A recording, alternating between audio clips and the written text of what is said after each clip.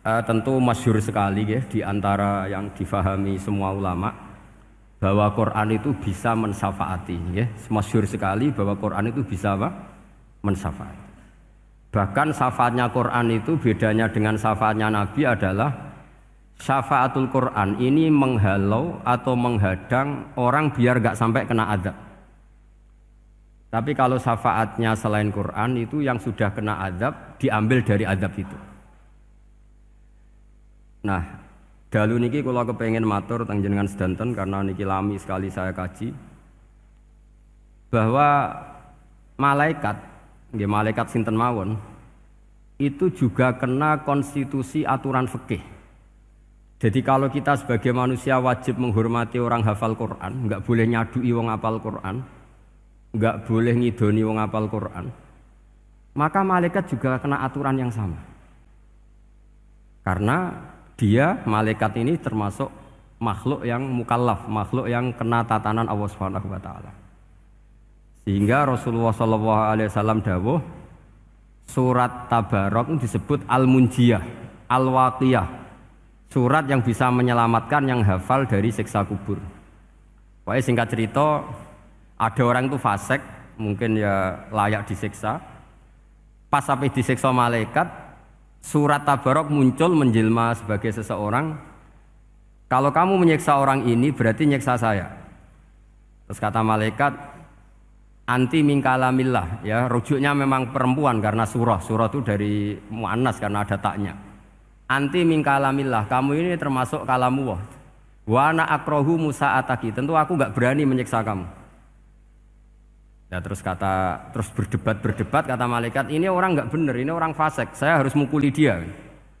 Kata surat Tabarok, sak fasik-fasike aku iku ning atine. Kena nyiksa dekne nyiksa aku. Wahnya debat karena enggak ada mahkamah konstitusi. Terus walhasil malaikat bilang gini, ya sudah kita lapor kepada Allah Subhanahu wa taala. Lapor, akhirnya surat Tabarok ini cerita ke Allah, ya Allah, ini orang setiap kali datang ke saya dari sekian surat-surat yang ada di Quran, orang ini milih saya.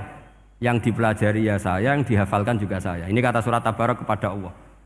Jika orang ini hafal saya tidak ngefek ke dia untuk tidak disiksa, maka mendingan saya tidak termasuk kitabika, saya tidak termasuk Quran saja. Wong jadi Quran ora iso nyafaati. Terus kata Allah, lho kowe kok emosi kata Allah.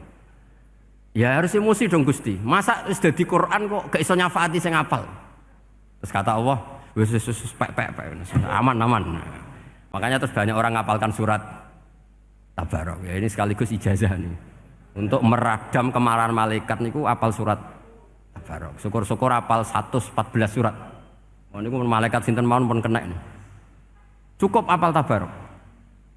Sehingga adatnya orang-orang Jawa selain apal Yasin itu apal Tabarok. Nah saya itu lama sekali mempelajari bab ini. Ternyata di antara pokoknya itu satu, karena malaikat itu kena aturan fikih. Nggih imut nggih, malaikat itu juga kena aturan fikih. Jika orang hafal Quran itu haram disadui, kita haram menghinakan, maka malaikat juga kena aturan tidak boleh menghinakan orang yang hafal Quran. Dan alhamdulillah di banyak surahul hadis hafal Quran itu maknanya tidak harus hafal semuanya. Orang boleh hanya hafal Tabarok, boleh hanya hafal Waqiah.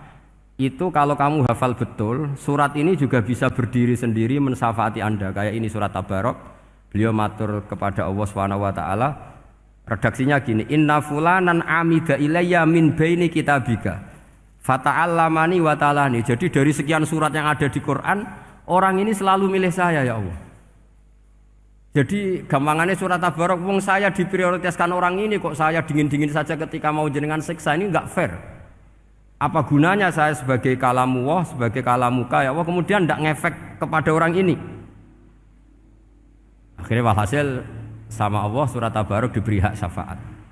Makanya akhirnya semua ulama ijma yang bisa mensyafaati itu adalah satu Quran, dua Rasulullah Shallallahu Alaihi Wasallam, ketiga orang-orang soleh dan seterusnya. Tapi yang penting dari ngaji ini adalah bahwa malaikat itu kena konstitusi. Makanya saya punya ijazah untuk jenengan. Malaikat itu bisa diteror, sampean tenang saja. Malaikat itu bisa diteror, bisa dibully. masyhur itu di cerita Nurul Dhulam karangannya Senawawi.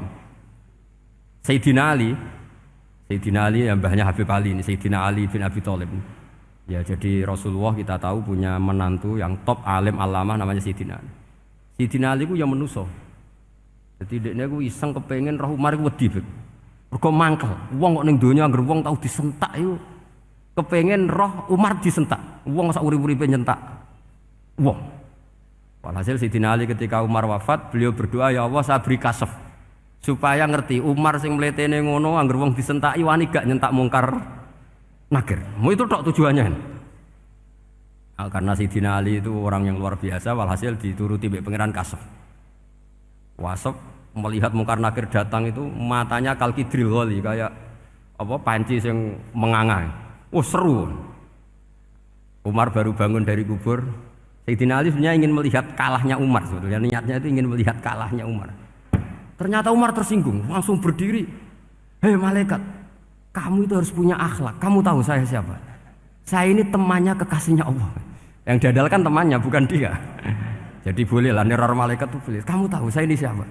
Saya ini temannya kekasihnya Tuhan, kekasihnya Allah. Ya ke sapa? Kancane Nabi Muhammad.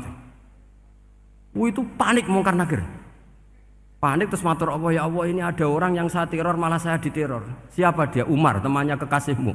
Kata Allah, yo kowe iku yo sing di akhlak sithik, mosok ambek kancane Nabi gitu. Semenjak itu terus sopan, jawab mungkar nakir. Tapi Sayyidina Ali gagal ngelihat Umar kalah.